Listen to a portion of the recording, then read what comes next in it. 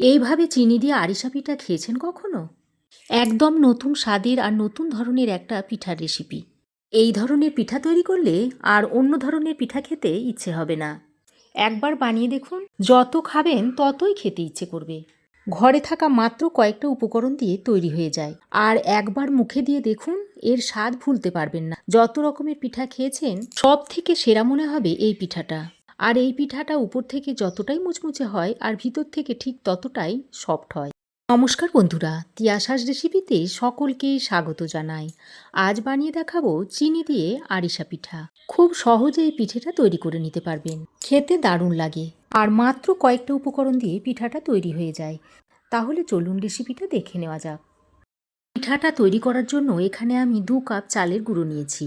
আতপ চাল আমি আধ ঘন্টা জলে ভিজিয়ে তারপর এটাকে গুঁড়ো করে নিয়েছি। আবার এর সঙ্গে সেদ্ধ চালের গুঁড়ো মিশিয়েও আপনারা তৈরি করতে পারেন পিঠাটা। এবার আমি গ্যাস অন করে একটা কড়াই বসিয়ে দিচ্ছি।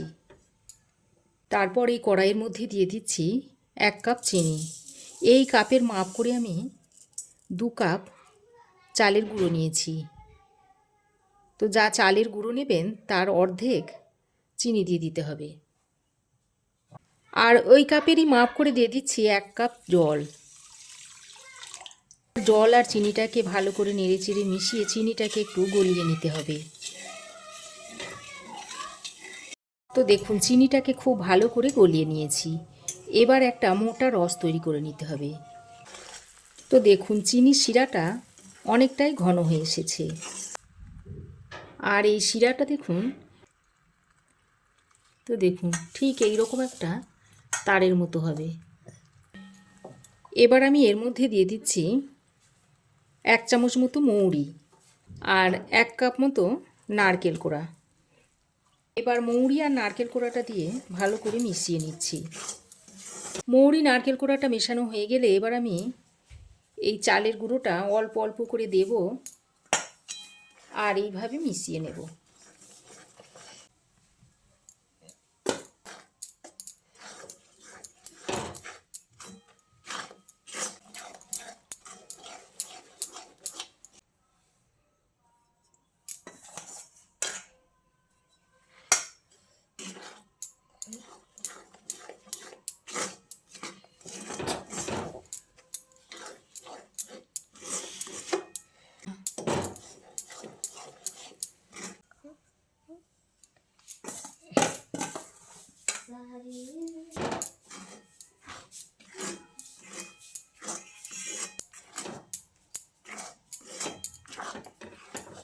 চিনির রসের সঙ্গে চালের গুঁড়োটা মিশিয়ে ঠিক এই রকম একটা পাক করে নিতে হবে।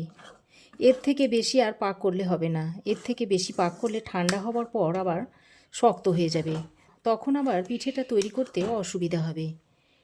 এবার আমি গ্যাসের ফ্লেম বন্ধ করে কড়াইটা গ্যাস থেকে নামিয়ে রেখে দিচ্ছি।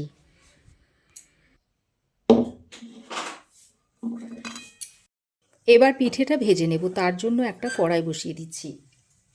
বেশ খানিকটা তেল দিয়ে দিচ্ছি পিঠেটা ভাজার জন্য।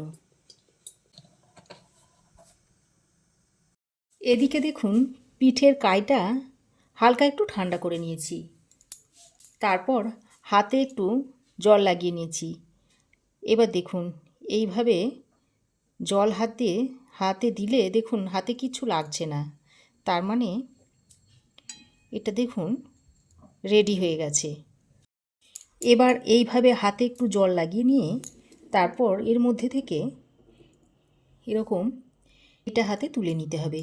আর খুব বেশি ঠান্ডা করলে কিন্তু শক্ত হয়ে যাবে, তখন আর পিঠেটা তৈরি করা যাবে না। এই রকম একটু চ্যাপ্টা শেপ দিয়ে নিয়েছি। তারপর এইভাবে তেলে ছেড়ে দিতে হবে। আর এই সময় গ্যাসের ফ্লেমটাকে একটু লোতে করে তেলটাকে হালকা ঠান্ডা করে নিতে হবে, তারপর পিঠেগুলো ছাড়তে হবে। তো দেখুন, বেশ কয়েকটা পিঠা আমি দিয়ে নিয়েছি। এবার পিঠাগুলো দেওয়ার পর গ্যাসের ফ্লেমটাকে লো টু মিডিয়ামে করে এইভাবে উল্টে পাল্টে পিঠাগুলোকে একটু ভেজে নিতে হবে। একসঙ্গে অনেকগুলো করে পিঠা তেলের মধ্যে ছাড়বেন না, অল্প অল্প করে পিঠা ভাজবেন, দেখবেন খুব সুন্দর ভাজা হবে। তো দেখুন, পিঠাগুলোকে আমি উল্টে পাল্টে মুচমুচে করে ভেজে নিয়েছি। এবার তেলটা ভালো করে ঝরিয়ে পিঠাগুলোকে তুলে নিচ্ছি।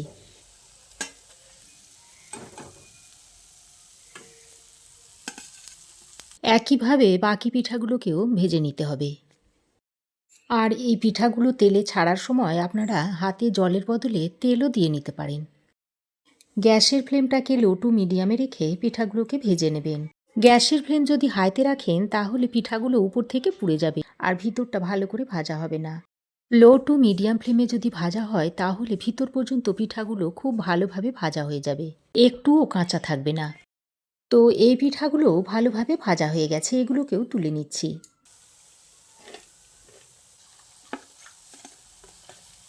দেখুন সমস্ত পিঠা আমি ভেজে নিয়েছি।